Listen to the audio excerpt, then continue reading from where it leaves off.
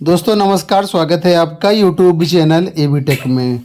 आज है 25 नवंबर 2023 और जान लेते हैं आज की महत्वपूर्ण खबरें जो आज के प्रमुख समाचार पत्रों पर छाई हुई हैं। सबसे पहले देखिए अपडेट है कि यूपी में प्रोफेसर ऑफ प्रैक्टिस योजना जल्द। आपको बता दें ये योजना ऐसी योजना जिसमें असिस्टेंट प्रोफेसर बनने के लिए ना तो पीएचडी की ज़रूरत है और ना ही यूजीसी नेट की ज़रूरत है। यानी अगर आप सिर्फ यहाँ पर जो योग्यता बताई गई वो योग्यता है तो यहाँ पर आप लोग जो है असिस्टेंट प्रोफेसर बन सकते हैं। साफ तौर पर यहाँ पर देख सकते हैं जिसमें लिखा हुआ है पीएचडी या यूजीसी नेट की अनिवार्यता नहीं होगी। अब प्रोफेसर ऑफ प्रैक्टिस योजना क्या है उसके बारे में जान लो। तो यहाँ पर देखिए दिया गया है कि प्रोफेसर ऑफ प्रैक्टिस वह लोग हो सकते हैं जो अपने मूल व्यवसाय से शिक्षक नहीं हैं और ना ही उनके पास विश्वविद्यालय में शिक्षण कार्य के लिए पीएचडी या यूजीसी नेट जैसी निर्धारित योग्यता है। विद्यालय उनके व्यापक प्रोफेशनल अनुभव के आधार पर छात्रों को पढ़ाने के लिए नियुक्त कर सकते हैं। प्रोफेसर ऑफ प्रैक्टिस छात्रों को ऐसे विषय पढ़ाएंगे जिसमें उनका लंबा प्रोफेशनल अनुभव है। यानी उनके पास ना ही कोई पीएचडी है ना ही कोई यूजीसी नेट है, सिर्फ उनको किसी विशेष फील्ड में अनुभव है, अच्छा खासा वो प्रोफेशनल है अपने फील्ड में। तो ऐसे लोग प्रोफेसर ऑफ प्रैक्टिस बन सकते हैं। यूजीसी की तरफ से पिछले साल गाइडलाइंस जारी कर दी गई थी और फिलहाल उत्तर प्रदेश में योजना लागू करने की तैयारी है। देखो यहाँ पर लिखा हुआ है कि नई शिक्षा नीति के तहत देश के उच्च शिक्षा संस्थानों के लिए शुरू की गई प्रोफेसर ऑफ प्रैक्टिस योजना को लेकर के विश्वविद्यालय अनुदान आयोग ने गंभीर पहल की है। यूजीसी ने यूपी के राज्य विश्वविद्यालयों को प्रोफेसर ऑफ प्रैक्टिस के पद पर नियुक्ति के लिए प्रोत्साहित किया है। साथ ही इस मामले में प्रगति के बारे में जानकारी भी मांगी है। योजना के तहत देश भर के विश्वविद्यालयों समेत 323 उच्च शिक्षा संस्थानों में प्रोफेसर ऑफ प्रैक्टिस के रूप में छात्रों को पढ़ाने के लिए अब तक विभिन्न क्षेत्रों के 10,062 विशेषज्ञों ने पंजीकरण कराया है। इनमें उद्योग, वाणिज्य, इंजीनियरिंग, विज्ञान, प्रौद्योगिकी, उद्यमिता, सामाजिक विज्ञान, मीडिया, साहित्य व कला के क्षेत्र में विशेषज्ञ शामिल हैं। यूजीसी ने पिछले माह में प्रोफेसर ऑफ प्रैक्टिस पंजीकरण पोर्टल शुरू किया था। इस पर अपने अपने क्षेत्र में महारत रखने वाले अनुभवी प्रोफेशनल शिक्षण के लिए पंजीकृत करा सकते हैं। यूजीसी ने पहले ही उच्च शिक्षण संस्थानों को नियुक्ति के संबंध में अपने नियमों व अध्यादेशों में आवश्यक परिवर्तन करने का सुझाव दिया था। इनकी नियुक्ति के लिए जो अधिकतम 4 साल के लिए की जा सकती है। हाल ही में यूजीसी के चेयरमैन एम जगदीश कुमार ने सभी विश्वविद्यालयों के अनुसार वर्चुअल संवाद करके इस योजना के बारे में प्रगति के बारे में जानकारी ली थी। इसमें बताया गया था कि आईआईटी दिल्ली ने प्रोफेसर ऑफ प्रैक्टिस के पद पर नियुक्ति की है। तो कुल मिलाकर के यहाँ पर भी उत्तर प्रदेश में अब नियुक्तियाँ होंगी जिसके बारे में यहाँ पर आज के समाचार पत्रों में दिया गया है। यहाँ देखो अपडेट है कि जेईई एडवांस 26 मई और रिजल्ट 9 जून को आएगा। देश के आईआईटी में दाखिला लेने के लिए जेईई एडवांस 2024 का शेड्यूल जारी कर दिया गया है। जेईई एडवांस 26 मई और रिजल्ट 9 जून को घोषित होगा। इस बार आईआईटी मद्रास जेईई एडवांस आयोजित करेगा। परीक्षा के लिए प्रवेश पत्र 17 से 26 मई तक वेबसाइट पर उपलब्ध रहेंगे। पहले पेपर की परीक्षा 12 बजे 9 से 12 बजे, दूसरे पेपर की परीक्षा 2:30 से 5:30 बजे तक चलेगी। रिस्पॉन्स शीट 31 मई को जारी होगी। जेईई एडवांस के लिए रजिस्ट्रेशन प्रक्रिया 21 अप्रैल से शुरू होगी। जेईई मेन के टॉप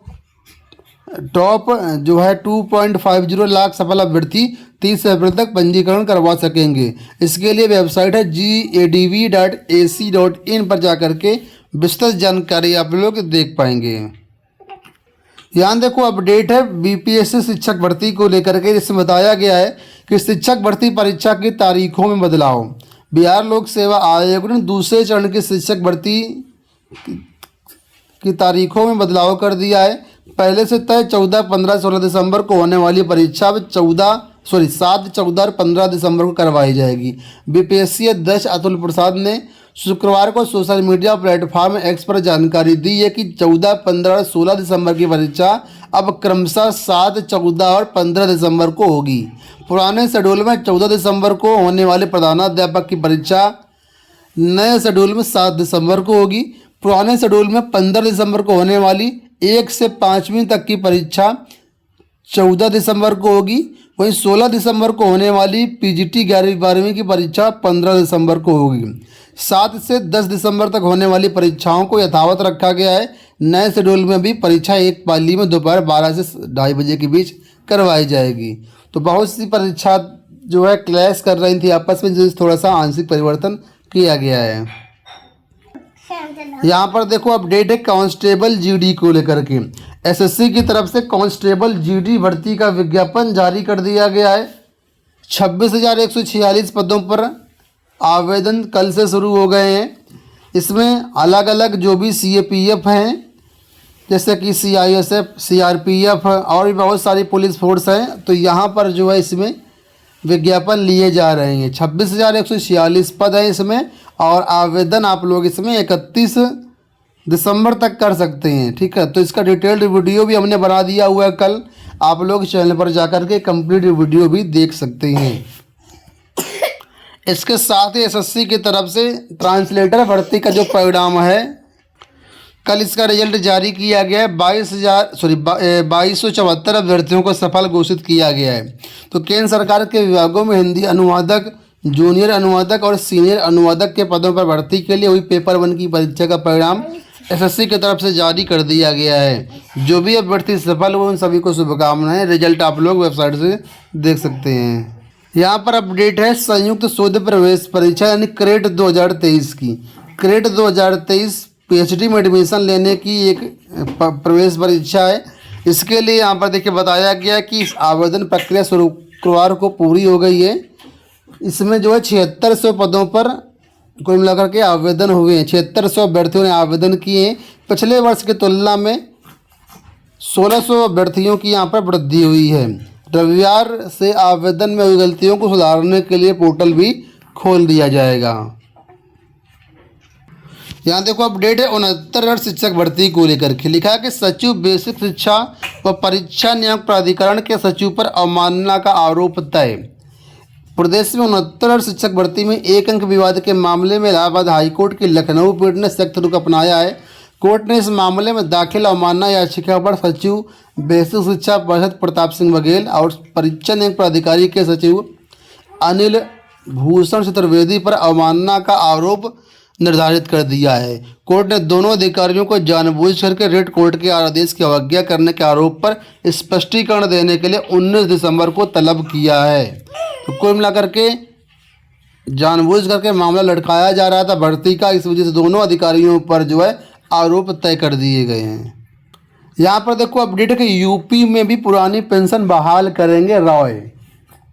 तो राय कौन है तो आपको बता दें, राय जो है वो कांग्रेस के प्रदेश अध्यक्ष हैं उत्तर प्रदेश के। उन्होंने कहा है कि कांग्रेस सभी सरकारी कर्मचारियों को पुरानी पेंशन प्रदान करने के पक्ष में है। जिस तरीके से अलग अलग राज्यों जैसे कि राजस्थान, हिमाचल प्रदेश, छत्तीसगढ़ में पुरानी पेंशन योजना को लागू किया गया, उसी तरह कर्नाटक में भी जल्द इस योजना को लागू किया जाएगा।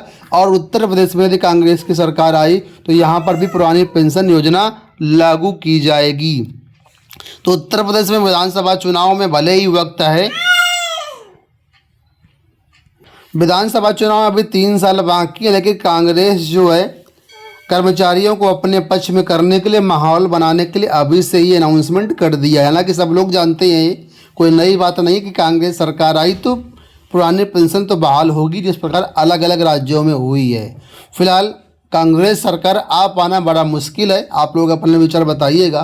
दोस्तों ये हो गई आज की सारी सूचनाएं। इस वीडियो में इतना ही। धन्यवाद।